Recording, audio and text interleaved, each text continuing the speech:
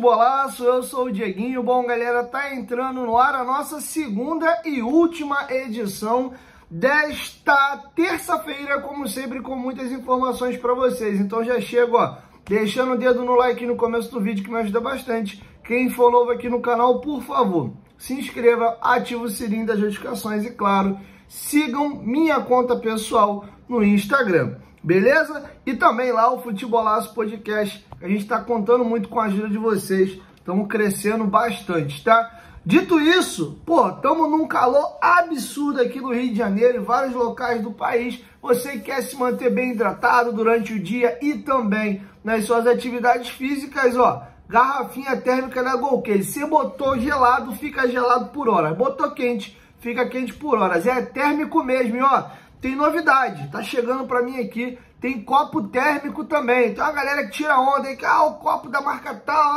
na Golcase a gente tem também, tá bom? Tá chegando aí com vários modelos. Quem usar o cupom promocional que tá passando na tela dentro do QR Code Go Vasco, você ganha frete grátis e um descontinho extra. Tem capinha de celulares também, comprando duas você leva 4, comprando uma você leva 2. Pô, Dieguinho, meu telefone tá com a bateria viciada, nunca dá o dia inteiro. Aqui, ó, carregador portátil, tem vários modelos do Vasco, você pode personalizar com o seu nome, como eu fiz no meu. E ainda vem com esse suportezinho aqui, tá? Fica bem maneirinho aqui, ó. Descansado, eu boto meu celular direto em cima para eu poder usar de base de apoio aqui no meu escritório. Então, Golcase, tá? Tem iPhone, Samsung, Xiaomi, iPhone, Motorola, mais de 200 variedades de capinha de celular. Não é só de futebol, tá? Tem Disney, tem Marvel, cara, tem uma linha incrível lá. Para quem é seguidor meu, que torce para outros clubes, fique à vontade também. Linha de tecnologia, dá uma olhadinha. Clica no QR Code aí, usa o cupom GOVASCO para você ganhar esse frete grátis, um descontinho extra no carrinho. E para galera que for comprar as capinhas, comprando 2, leva 4. Golcase, parceira do canal Futebolaço. Quem segue minha conta pessoal no Instagram, um seguidor recebeu as 4 capinhas dele da Golcase, tirou um print e mandou pra gente. Bem legal, bom gosto, hein? Escolher umas capinhas legais. Dito isso, galera, é um vídeo um pouco diferente, tá? Eu vou fazer um react / uma análise da carta que o Josh Wander publicou para a torcida do Vasco no domingo, dia 14. Teve outras coisas aqui, outras prioridades pra gente poder debater. Eu ia, na verdade, até reagir a essa carta ontem e acabou, desculpa, que eu não consegui fazer. Mano, que eu tô comendo de letra, errando de palavra, tá sinistro. Inclusive, vocês também são pentelho pra caramba, hein? Óbvio que não existe seleção brasileira do Uruguai, seleção uruguaia brasileira, sei lá. Eu, naturalmente, você 1001 coisa aqui na cabeça, acabei misturando uma bagaça com a outra. É a seleção brasileira que está lá no Uruguai para jogar o pré-olímpico. Ou eu estava falando do Luciano Rodrigues, da seleção uruguaia do Sub-23. Vocês não perdoam ninguém. Cruz, ó, para ir pro céu tem que liberar perdão, hein? Mas enfim, vamos aqui a tal da carta que eu confesso que eu não gostei, achei forçado. E se o Josh queria se comunicar mesmo com a torcida, fazer um vídeo. Hoje a coisa mais fácil que tem é legendar vídeo. A galera tá acostumada a ver vídeos em outras línguas com a legenda. Mas por que você, já que decidiu fazer uma carta, por que não gravou o próprio vídeo, botando o rosto para se comunicar com o torcedor? Já achei péssimo. Pô, Diego, mas o nome é carta. Tá, mas no final de contas não é comunicar? Eu preferiria um vídeo do que uma carta. Afinal de contas, nós estamos aí no século 21, já dia 16 de janeiro de 2024. Mas, enfim, vamos ao teor da tal carta aqui, que eu confesso que algumas coisas me incomodaram, tá? Esta carta, ela tem 7 parágrafos, tá? E eu gostaria de, parágrafo a parágrafo, ir pontuando aqui para vocês. Começa assim: Vascaínos amigos, à medida que a pré-temporada acontece, queria aproveitar a oportunidade para falar diretamente com vocês. Esse é o primeiro parágrafo. E aí eu volto no que eu acabei de falar. Queria realmente falar com a gente? Fazia um vídeo, colocava a cara, não mandava cartinha não. Então já comentei aqui a primeira parte. E ele começa: ou ele ou a assessoria, diga-se de passagem, até porque não foi ele que escreveu isso aqui de punho, Primeiramente, quero estender minhas sinceras felicitações a Ramon Dias, sua equipe e nosso elenco, por seus esforços louváveis em terminar a temporada em uma posição mais forte. Vou fazer uma primeira interrupção aqui.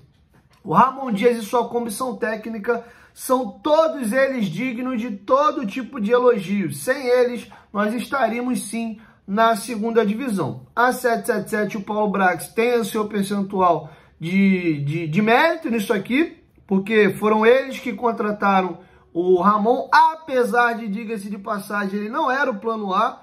Tentaram o Gustavo Alfaro, não conseguiram.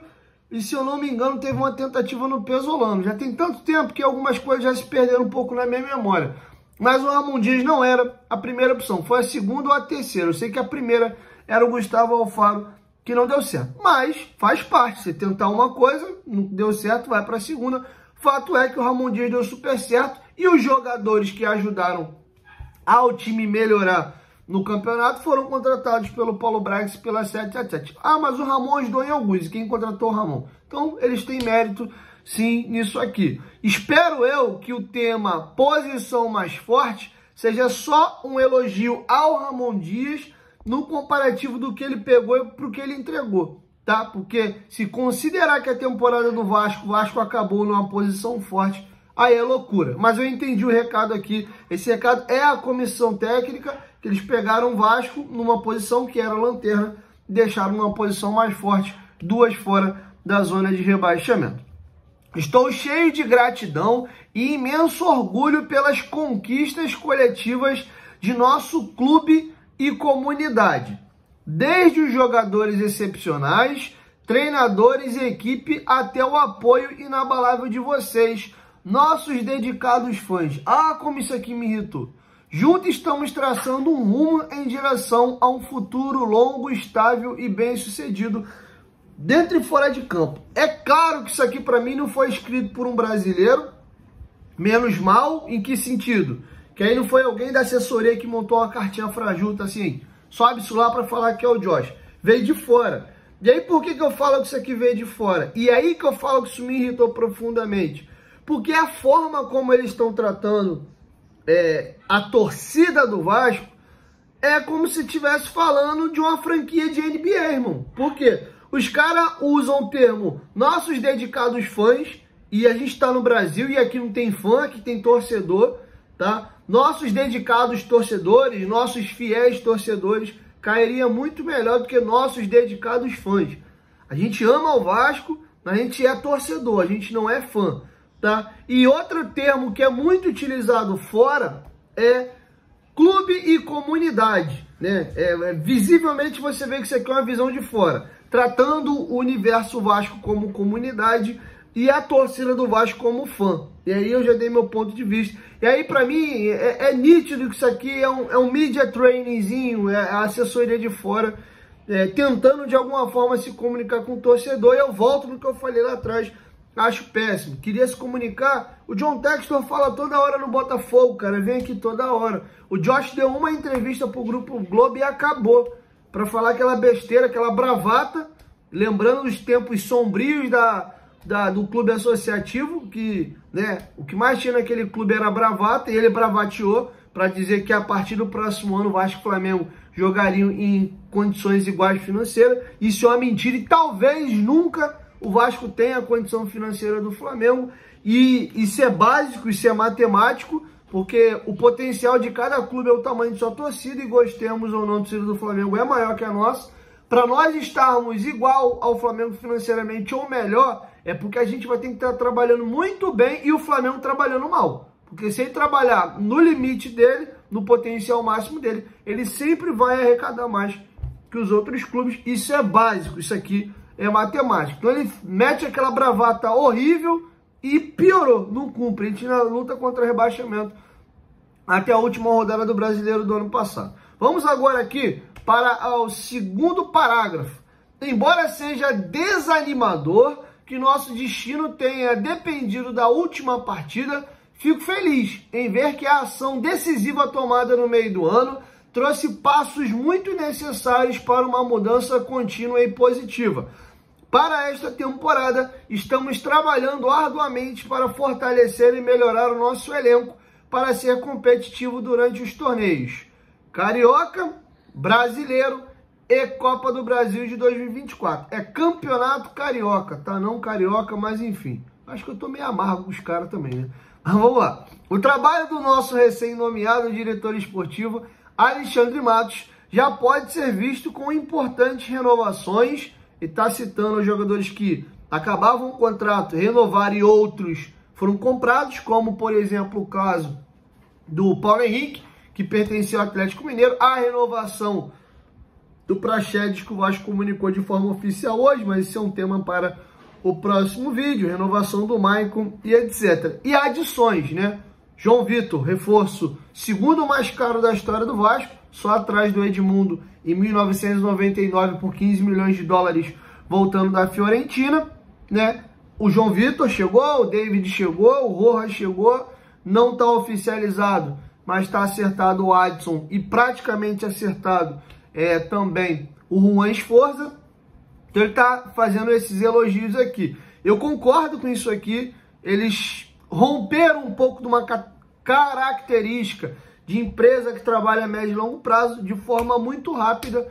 Em um ano ou menos de um ano, eles trocaram a principal cabeça dentro da SAF, que era o presidente remunerado, o CEO do Vasco, Luiz Melo. Então não é comum não, e eles reconhecem que essa mexida surtiu efeito, tá? Terceiro parágrafo.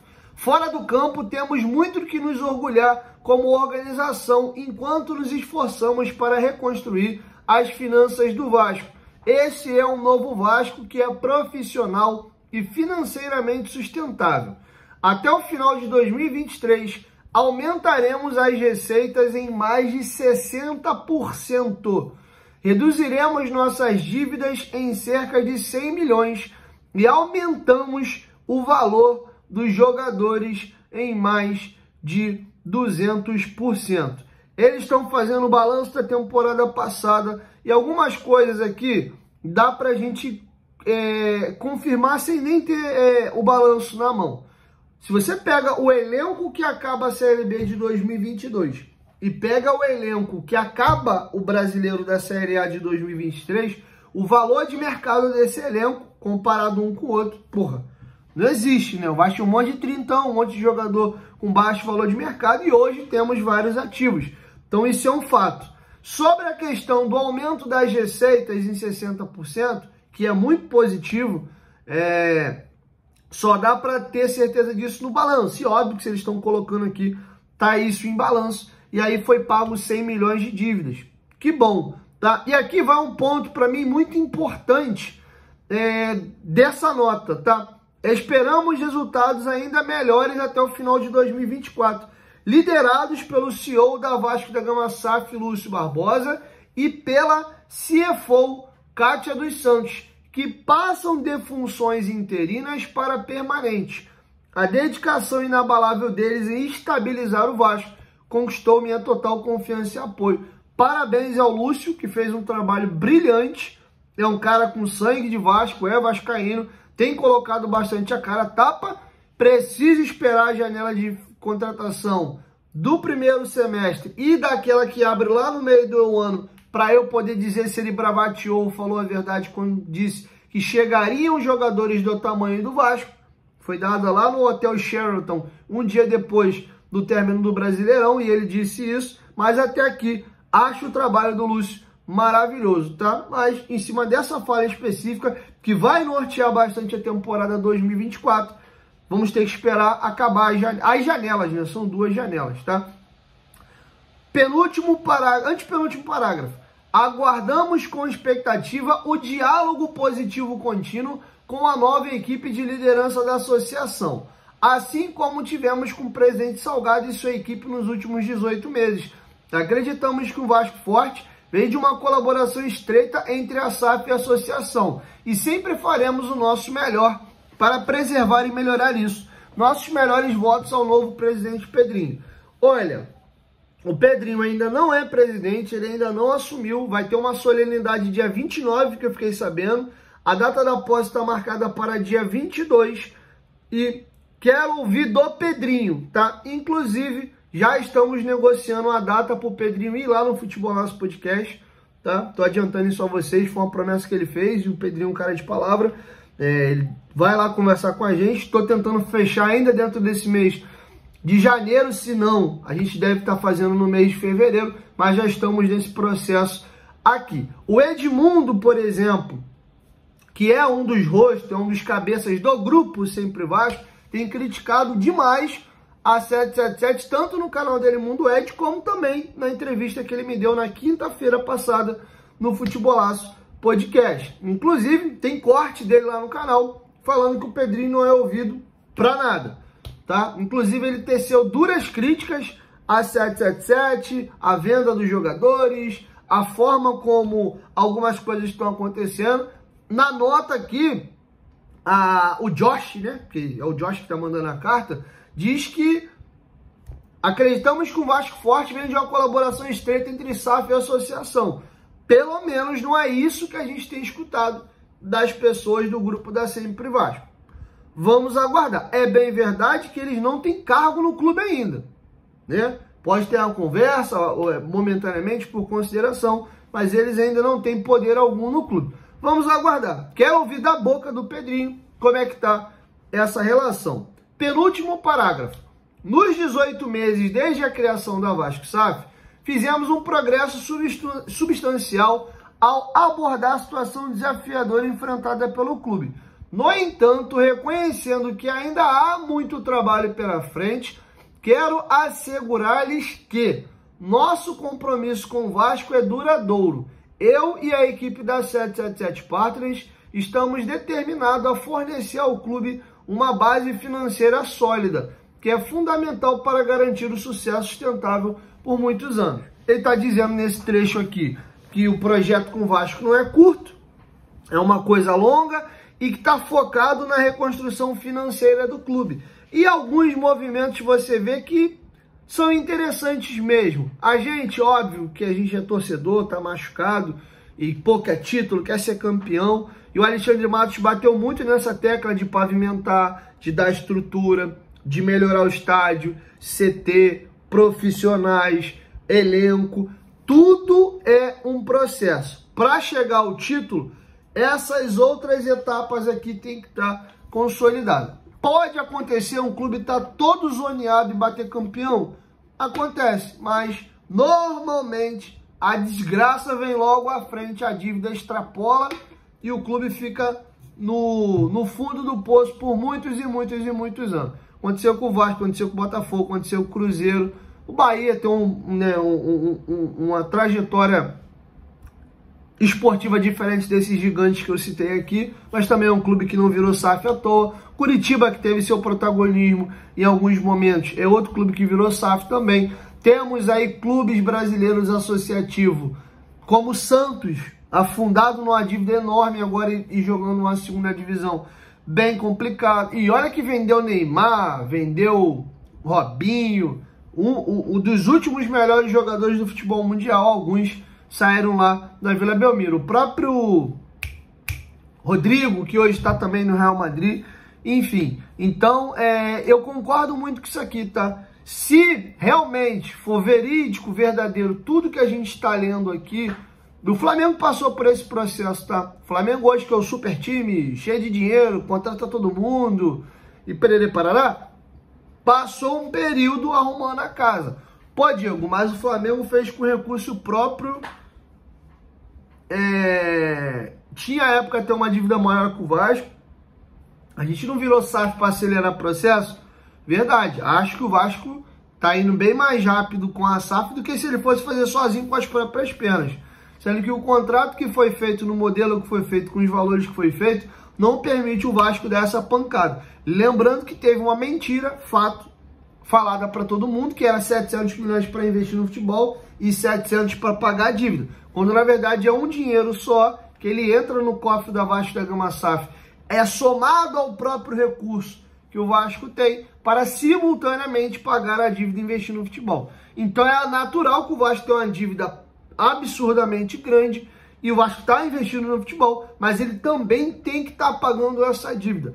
Então, dentro desse cenário, não dá para imaginar um Vasco super forte da noite pro dia. Mentira, bravatearam, falaram um monte de coisa. Isso é verdade, vocês já estão careca de saber. Eu estou trabalhando com a realidade nua e crua de hoje, tá? Então, se realmente o compromisso é esse, a gente tem visto muitos movimentos nesse sentido, amém. É melhor demorar mais um pouco e não ser voo de galinha, como nós vivemos em 2011 e 2012, do que a gente ter uma coisa sólida e emular o que o Flamengo e o Palmeiras têm vivido nos últimos anos, ser algo longevo e duradouro. Inclusive, o Alexandre Matos falou sobre isso na entrevista coletiva. Para finalizar, olhando para a próxima temporada, que é esta de 2024, nosso foco permanece em melhorar o desempenho dentro e fora do campo. Como sempre, estamos dedicados a aproveitar todas as oportunidades para aprimorar o clube. Meu balanço final: era melhor talvez não ter feito a carta? Não se falou muita coisa. Se é uma carta do Josh, não precisava ser carta, o mesmo poderia fazer. Inclusive, sinto falta dele fazer uma entrevista coletiva, porque não vinha ao Brasil novamente para se comunicar com o torcedor.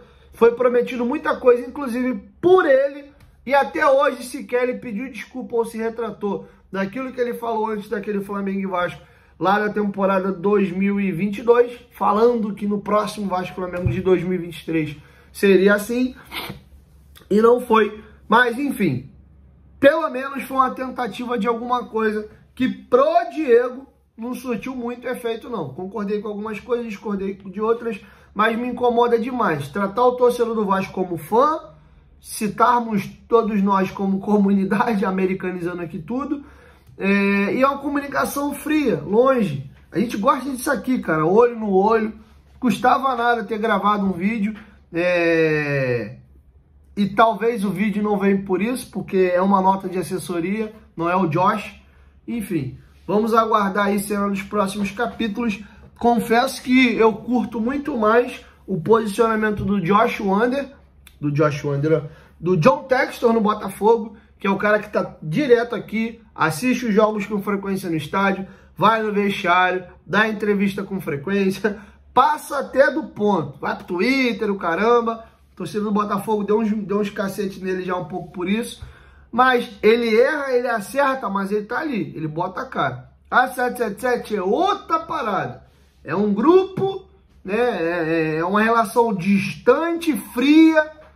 Isso me preocupa um pouquinho mais. É bem verdade que no Grupo City, por exemplo, tu não vê lá o Nasser Al-Khelaifi é do Paris, né?